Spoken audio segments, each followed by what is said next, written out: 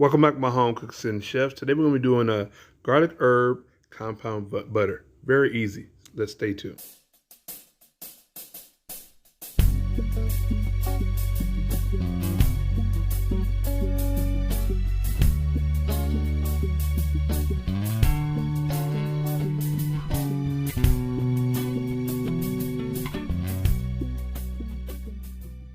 Welcome back, my home cooks and chefs. Today we're going to be doing a compound butter.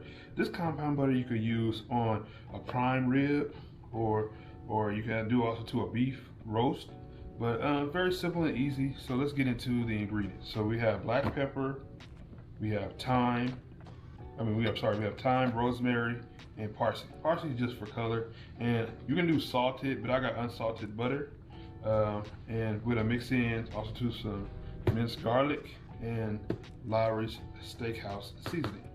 Very, good. Now, if you ever been to Lawry's Steakhouse, they have one of the most best prime ribs. So this ingredient, will go well on any prime rib. As we get enter into the holiday season, beef is always going to be the big staple. So we're going to be making this up for a future prime rib I'm going to be coming out with. So stay tuned to that. If you're new to my channel, don't forget to subscribe. All right, you guys, so let's assemble these ingredients. So I'm gonna start with blending up some of my ingredients. A lot of the dry ingredients before I add them actually to the butter. So this is of thyme. It's been dried out.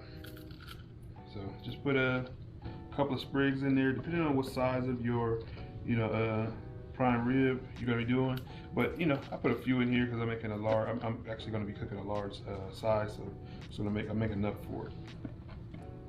But yeah, and stay tuned to a lot more series of these type of videos because I'm gonna be making some more different types of compound butters for chicken, for fish. I'm actually gonna show you how to do a lemon pepper compound butter for salmon or any kind of grilled fish for those that are fish lovers.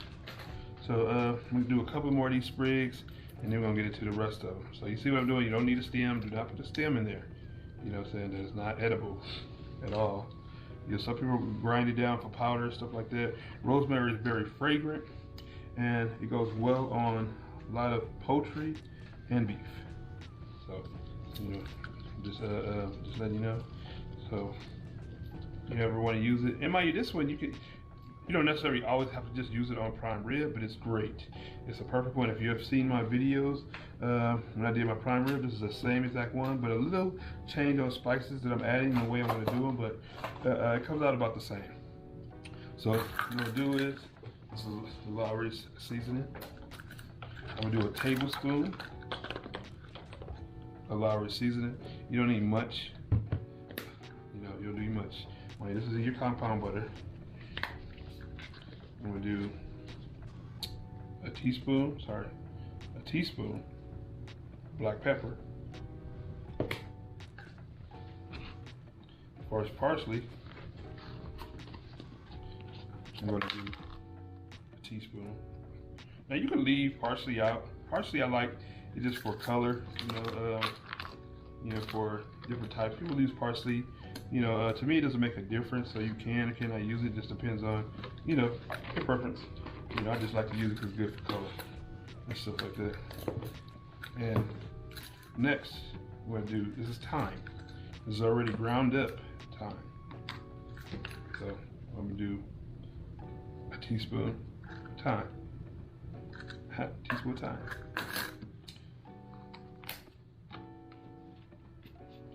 Last but not least, garlic. I like to mince up my garlic, even though this is chopped up garlic. I'm gonna do about a good 2 tablespoons of garlic. If you like garlic, if you don't like garlic, it's up to you. Just put as much as you like. It might not seem like a lot, but it pretty much is. Oh, and last thing I meant to say, don't forget to get a bowl. You gotta mix all your ingredients together. So once I blend this together, all these ingredients, let me actually add one more teaspoon of Lawry's seasoning.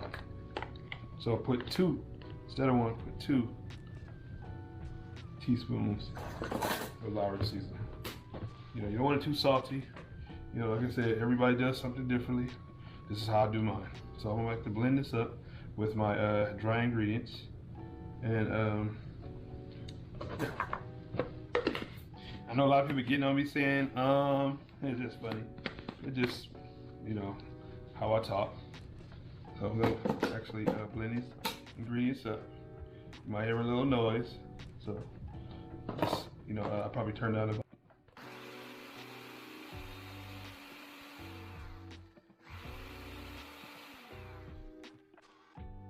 Alright, so now that I've finished blending up the rest of the ingredients, what I would do is add the butter in. So you could just sit your butter out, have a room temperature. Not really let it sit out for a couple of hours so it can get soft. You know, that's the best way to get it soft. So just put the whole stick of butter in to the bowl. Yeah. Now, like I said, this is pretty a simple compound butter to put together. Some people have complex. Really, you know, when it comes down to it, you don't have to do it too complex. So I blended it up, you know, the ingredients. So just add it in, add the dry ingredients in, and you know, we don't want to waste anything. So get the rest of it out, as much as you can.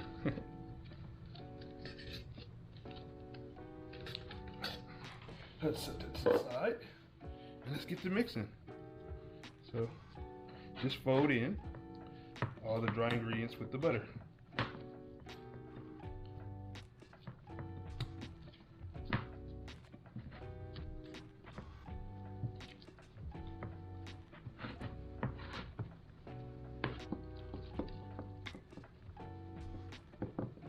And that's it. Now I'm gonna get some parchment paper to roll it up. All right, so everything is mixed up. Just a wax paper, parchment paper, whatever you like, whatever works for you. I always like to use parchment paper, wax paper, whatever. This has helped to roll it up. So let's put a glob of it. Like I said, don't waste anything. Get everything out.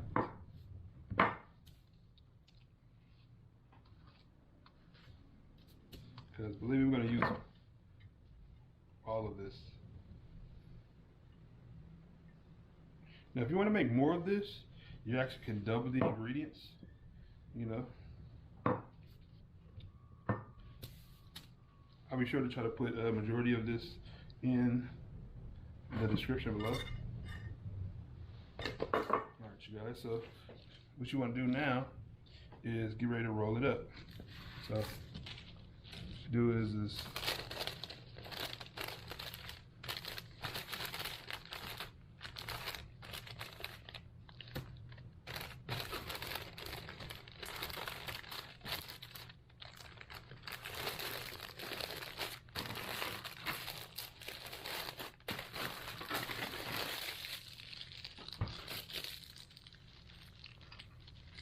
there you go, squeeze it together. Roll it to the sides. You guys, and you're done. And that's just how simple it is to do compound butter. So what I'm gonna do is put it in the refrigerator, let it get hard, you know what I'm saying, and you know, and it'll be done.